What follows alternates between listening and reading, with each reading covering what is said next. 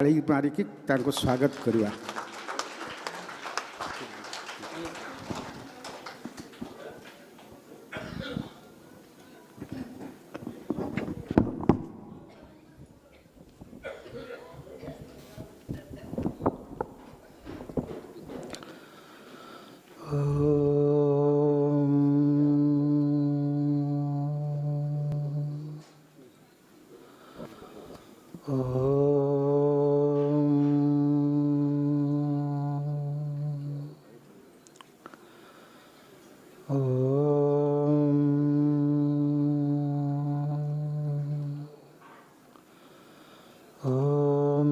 सहनाववतु सहनो भुनक्तु सह वीर्यं करवावहै तेजस्विनावधीतमस्तु मा विद्विषावहै।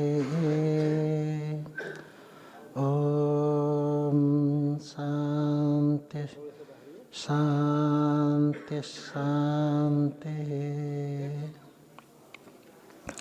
जय जगन्नाथ, जय जगन्नाथ, जय जगन्नाथ। मंच पर उपस्थित स्वामी ओंकारानंद महाराज जी, अन्य संतगण, यहाँ श्रीमद् भगवद गीता नारायण स्वाध्याय परिवार के अध्यक्ष एवं सभी सदस्यों का सादर अभिनंदन।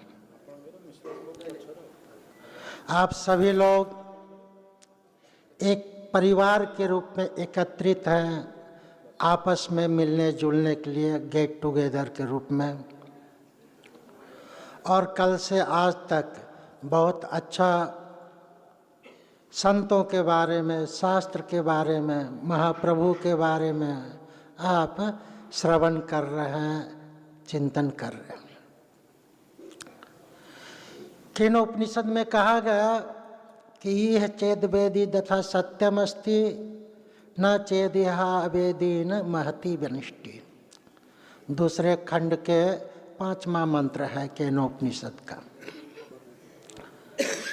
मनुष्य जीवन लिया है और इस जन्म में अपना आत्म स्वरूप रूपी ब्रह्म जो है, परमात्मा है, नारायण है, उसको जान लिया, तब तो जीवन का कल्याण किया, उद्धार किया।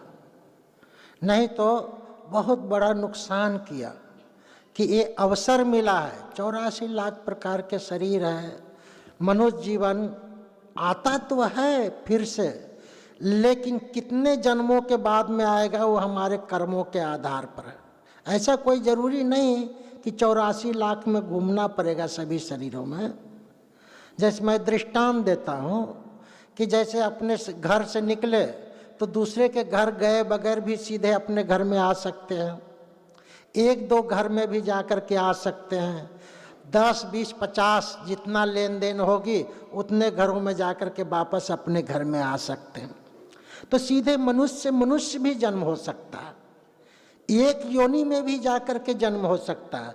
जैसे जड़ भरत की कथा आप लोगों ने सुन रखी है कि पहले मनुष्य में थे, फिर हिरण में गए और फिर मनुष्य में आ गए। ऐसे ही लेकिन ये मनुष्य जीवन कब मिलेगा? वो बहुत किस्मत से बड़े लंबे काल में हमारे कर्मों का जब संतुलन होता है पाप पुण्य का, तब जाकर के मनुष्य जन्म मिलता है। बहुत पाप होगा तो नरकमय जीवन में जीते रहोगे, बहुत पुण्य होगा तो स्वर्गमय जीवन में जीते रहोगे, मिश्रित होगा तो इस जन्म में लोग। लेकिन ये जो मिला है मनुष्य जीवन, ये अवसर है, मौका है। किस चीज का मौका है? अपने स्वरूप को पहचानने का, परमात्मा को प्राप्त करने का, अपने लक्ष्य को प्राप्त करने का। जैसे स्वामी जी ने कहा ना कि देखो जीवन का लक्ष्य क्या है?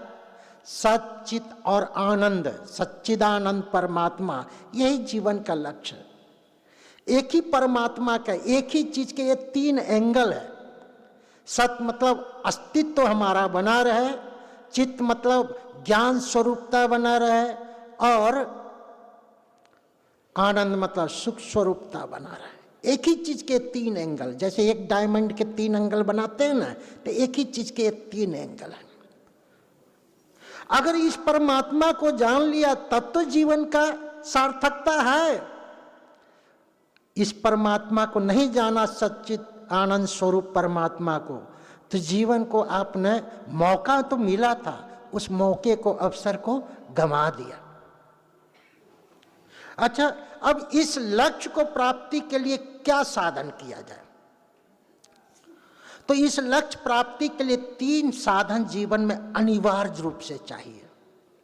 एक भी मिसिंग हुई तो जीवन का कल्याण सही तरह से नहीं हो सकता। क्या है? पहले हमारा जगन्नाथ महाप्रभु हो, मतलब इष्ट देवता होना चाहिए जीवन में। राम हो, कृष्ण हो, शिव हो, दुर्गा हो, काली हो, इष्ट देवता 5 देवताओं में अथवा उनका अवतार होता है।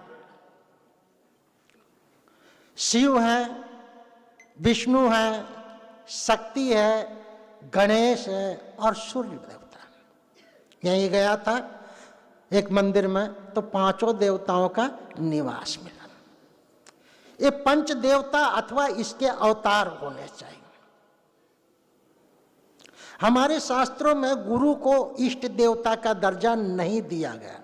बाद के परवर्ती आचार्यों ने गलती से अपने गुरुओं को अथवा स्वयं को ही इष्ट देवता परमात्मा के रूप में प्रस्तुत कर दिया।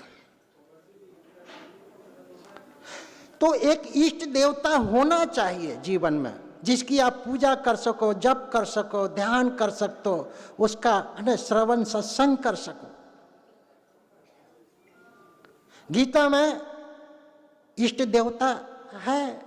10वें अध्याय में स्वयं अर्जुन करते हैं कि सभी ऋषि मुनि कहते हैं कि आप साक्षात परमात्मा हो।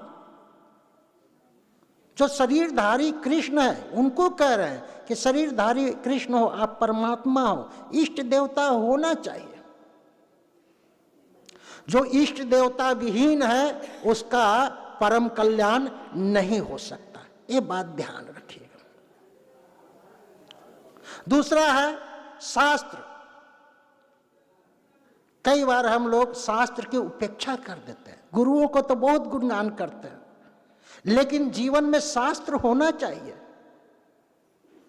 शास्त्र कौन सा, कैसा, कितने शास्त्र होंगे? तो शास्त्र है वेद। देखो 2, 4, 10 शास्त्र किसी के नहीं हो सकते, और 2, 4, 10 होंगे तो सब अलग अलग होगा, बट जाएगा। क्योंकि आस्था का आधार क्या है? आस्था का आधार स्वतंत्र नहीं होता। हम लोग कहते हैं ना, सामाजिक लोग, राजनीतिक, सबकी अपनी अपनी आस्थाएं हैं। नहीं, अपनी अपनी आस्था मतलब आस्था रहित व्यक्ति है। आस्था बनती है शास्त्र से बनती है। कोई हिंदू है, कोई मुस्लिम है, क्रिश्चियन है, क्यों है? ईश्वर है इसलिए हिंदू मुस्लिम क्रिश्चियन नहीं है, बल्कि उसका शास्त्र है इसलिए वो हिंदू मुस्लिम क्रिश्चियन। भाई मुसलमान किसको कहोगे? जो कुरान में आस्था रखता हो, उसके अनुसार जीवन जीता हो, वो मुसलमान है। जो बाइबल में आस्था रखता है वो क्रिश्चियन है। और हिंदू कौन है? किस में आस्था रखता है? तो एकमात्र धर्म ग्रंथ है हिंदू का वेद, है ना? वेद भी। और बाकी धर्म ग्रंथ, गीता है, महाभारत है, रामायण है, ऐसे सैकड़ों हजारों धर्म ग्रंथ है। गीता की महिमा बहुत ज्यादा है, आप लोग पढ़ते हो, क्योंकि वेदों का सार संग्रह है, निचोड़ है, इसलिए गीता की महिमा बहुत है। मधुर ढंग से भगवान कृष्ण ने वेदों का निचोड़ निकाल करके, सर्वोपनिषदो गावो दुग्धा गोपाल नंदना, भगवान कृष्ण ने सभी गाय रूपी उपनिषदों का दोहन कर करके, निचोड़ कर करके, है ना, दूध बना करके हमारे सामने सुधीर भोक्ता, हम लोगों जैसे सुधीर भोक्ता को अर्पित किया भगवान ने। तो शास्त्र होना चाहिए जीवन में। शास्त्र रहित व्यक्ति, जिसकी शास्त्र में आस्था नहीं है, उसका भी कल्याण नहीं हो सकता। तो वेद तो मूल है हम लोगों का, हिंदू कहते थे। बाहरी लोगों के कारण से कहो अथवा अपने ही हीनम दूषयति हिंदू, जो अपनी कमियों को, हीनता को दूर कर दे, हटा देवे, उसको कहेंगे हिंदू। प्राचीन काल में भी हिंदू शब्द आया है। विदेशी लोगों ने कहा कि सिंधु से हिंदू शब्द बना है। पर्शियन भाषा में सा को ह बोलते हैं, ह को सा बोलते हैं, है ना, सा को ह बोलते हैं, ऐसा इसलिए हिंदू कहा गया। लेकिन हम लोगों का नाम क्या है? वैदिक धर्म। और चूंकि वेद सनातन है इसलिए सनातन धर्म कहा जाता है। सनातन वेद को हम लोग मानने वाले हैं इसलिए सनातन धर्म है। तो हमारी आस्था शास्त्र में होना चाहिए। दृष्टांत में देता हूं, अगर संविधान में आस्था है तो देश एकत्रित है, लेकिन अगर नेताओं में आस्था हो तो देश बटेगा। अपने अपने नेताओं को मानेंगे, उनकी बात को ही मानेंगे, वो अपनी बात मानेगा। नेताओं की बात मानोगे तो बटेगा देश, और संविधान को पकड़ के चलोगे तो देश एकत्रित रहेगा। ऐसे गुरुओं की अलग अलग मान करके चलोगे तो हमारा हिंदू धर्म कमजोर होता है। आप देखो बंगाल में और पंजाब में, वहाँ मुस्लिम लोग कन्वर्ट कर दिए आसानी से। आज पाकिस्तान बांग्लादेश भी बना है, बंगला और जो है उसमें भी बहुत मुस्लिम लोग हैं। क्यों?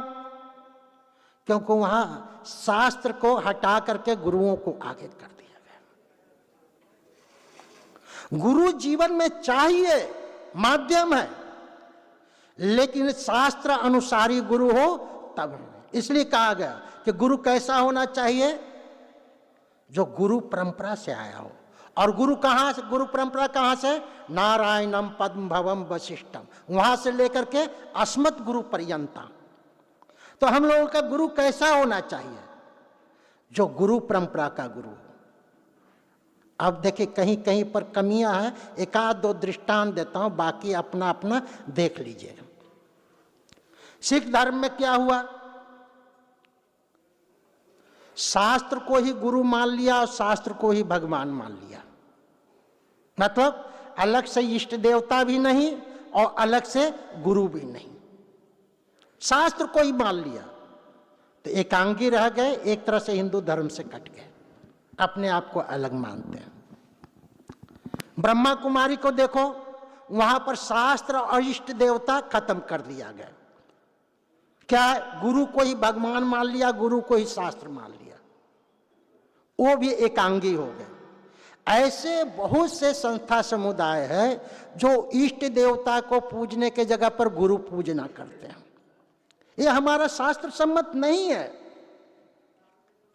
देखो वेद व्यास जी और आदि शंकराचार्य भगवान, ये दोनों कैसे साक्षात भगवान के अवतार भी हैं और गुरु भी हैं, लेकिन इनको कभी इष्ट देवता के रूप में देखते हो क्या?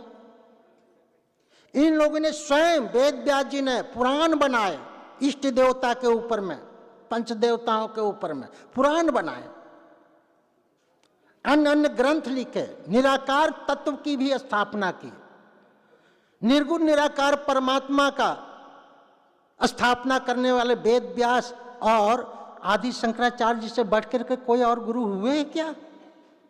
लेकिन उनको इष्ट नहीं बनाया गया, अवतार होते हुए भी आप उनका स्वतंत्र मंदिर नहीं देखोगे। बाद के प्रवर्ती आचार मुस्लिम काल में हुआ कि मूर्तियां तोड़ दी जाती थी, तो उस समय गुरुओं ने कहा कि मूर्तियों की पूजा मत करो, अंदर भगवान है, केवल उसी की पूजा करो। लेकिन उनके शिष्यों ने उन्हीं को भगवान बना के पूजने लग गए। तो इष्ट देवता होना चाहिए जीवन में, तभी जीवन का कल्याण हो सकता है, पहली बात। दूसरा, शास्त्र होना चाहिए जीवन में। शास्त्र के बिना क्या है? मूर्खवत उपेक्षणीय, ऐसा कहा। जो गुरु परंपरा रहित शास्त्रों का अध्ययन नहीं करता, वो मूर्खों की तरह से उपेक्षा कर देना चाहिए। शंकराचार्य जी ने ऐसे अपने भाष्य में 13वें अध्याय में लिखा है। शास्त्र परंपरा सहित गुरु होना चाहिए। तो जिसके जीवन में इष्ट देवता हो, जिसके जीवन में शास्त्र हो और जिसके जीवन में गुरु परंपरा वाला गुरु हो, ये तीन, इन तीनों का संगम जिसके हृदय में होगा वो आत्मज्ञान प्राप्त अवश्य करेगा। एक को भी माइनस करोगे तो त्रुटियां रह जाएगी, कमी रह जाएगी, पूरी बात नहीं बनेगी। तो इष्ट देव की आराधना होवे, शास्त्रों का अध्ययन होवे और गुरु परंपरा के आशीर्वाद में, देख रेख में, उनके मार्गदर्शन में होवे। और कैसा गुरु? जो गुरु परंपरा से हो, ऐसा गुरु के। अगर आप लोगों का सौभाग्य है, यहाँ भगवान इष्ट देवता के रूप में है, गुरु के रूप में उपलब्ध है और गीता रूपी शास्त्र का अध्ययन करते हो, तीनों संगम है और इसलिए जीवन का कल्याण अवश्य होगा। तो मैं इस बात को ही दिखाना था कि ये तीनों जीवन में अनिवार्य रूप से होगा, तभी परम लक्ष्य की प्राप्ति हो सकता है। एक भी माइनस होगा तो पूरी बात नहीं बनेगी। अब गीता को संक्षेप में, आप लोग गीता जी पढ़ते हो, संक्षेप में बताता हूं। गीता जी बताती क्या है जो हमारी जरूरत है। जैसे स्वामी जी ने कहा, अमरता की जरूरत है, परम सुख की जरूरत है और परम ज्ञान की जरूरत है। शाश्वत सुख हो, परम ज्ञान हो और अमरता की स्थिति हो, यही जीवन का परम लक्ष्य है। ये मिलेगा कैसे? तो कहा गीता जी जैसे धर्म ग्रंथ में पढ़ो, क्योंकि वेदों का निचोड़ है, तो ये सारे चीज मिलेंगे। गीता जी में बताई क्या है? तो कहा आदि और अंत में जो होता है वो मध्य में होता है। आदा अंत नास्ति वर्तमाने अपि तत्तथा। जो पहले नहीं था और बाद में नहीं है तो वर्तमान में भी नहीं है। इसका उलट कर लो, जो पहले है और बाद में है वो मध्य में भी है। आदि और अंत में क्या बताया? गीता जी के 3 जगह पर आदि और अंत कर करके देख सकते हैं। एक सामान्य रूप से गीता जी का प्रथम शब्द क्या है और गीता जी का अंतिम शब्द क्या है, वह सारा गीता जी में बताई गई है। प्रथम शब्द क्या है गीता जी का? धर्म। और अंतिम शब्द क्या है? नीतिर मतिर मम। अब दोनों को मिला लो, मम धर्म, मेरा कर्तव्य क्या है। गीता जी हर व्यक्ति का कर्तव्य बताता है। क्या कर्तव्य है और क्या अकर्तव्य है, आपको समझना हो तो कहां समझना पड़ेगा? गीता जी में समझना पड़ेगा। आपकी पहचान क्या है और उसके आधार पर आपका कर्तव्य क्या है। अपने पहचान के विषय में भ्रमित हो, कर्तव्य के विषय में भ्रमित हो, तो गीता जी अध्ययन करोगे, आपका मार्गदर्शन हो जाएगा। कर्तव्य बताता है और जब अपना कर्तव्य करते करते सही तरह से अंतःकरण शुद्ध होगा तो आपके मन में चिंतन आरंभ होगा, विचार आरंभ होगा, प्रश्न उत्पन्न होने लगेगा। गंदा मन में प्रश्न नहीं उत्पन्न होता है, तमोगुनी मन में प्रश्न नहीं होता, क्योंकि बेहोश में पड़ा हुआ है। प्रश्न कब उत्पन्न हो गया आपके मन में? जैसे बच्चा का मन निर्मल होता है तो बच्चों के मन में कितने प्रश्न उत्पन्न होते हैं। ऐसे ही प्रश्न जो है वो आएंगे। कैसे? तो ये पता चलेगा अपने आप को कि मैं सही तरह से सभी बातों को अभी समझा नहीं हूं। धर्म सम्मूढ़ चेता। तो दूसरा आदि अंत है क्या? अज्ञानता के विषय में मेरा धर्म के विषय सही समझ नहीं। धर्म 2 चीज को, कर्तव्य को और पहचान को, दोनों को धर्म कहते हैं। तो धर्म जो है उसके विषय में सही नहीं समझ में रहा हूं, पहचान और कर्तव्य के विषय में समझ नहीं रहा हूं। भगवान ने गीता में पूरी बताई और अंत में अर्जुन का उसका आंसर क्या है? नष्टो मोह स्मृतिर्लब्ध्वा। मेरा मोह है, अज्ञानता दूर। और तीसरा है आदि अंत भगवान का उपदेश का, गुरु का। कैसे?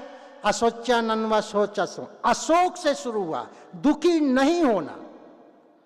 और सारा उपदेश के अंत में मां शुचा, सर्वधर्मान परित्यज्य, अंत में कहा मां शुचा, दुखी नहीं होना। तो गीता जी का उपदेश का सार क्या है? अपना कर्तव्य कर्म करो, अपना अज्ञानता को दूर करो और सदा सुखी रहो। जब सदा सुख में रहोगे तब जीवन का परम कल्याण की स्थिति हो जाएगा। तो इन शब्दों के साथ में बहुत साधुवाद है स्वामी जी का भी और आप सबका ये सतत शास्त्र से जुड़े हुए हो, ये बड़ी बात है। और इष्ट देवता से जुड़ो, तीनों चीज से, इष्ट देवता, शास्त्र और गुरु तीनों से जुड़े रहोगे तो जीवन का परम कल्याण होगा, उस लक्ष्य को प्राप्त कर लोगे। हरिओम तत्सत। बहुत बहुत धन्यवाद आपका। बहुत बहुत धन्यवाद। समय स्वल्पता दृष्टि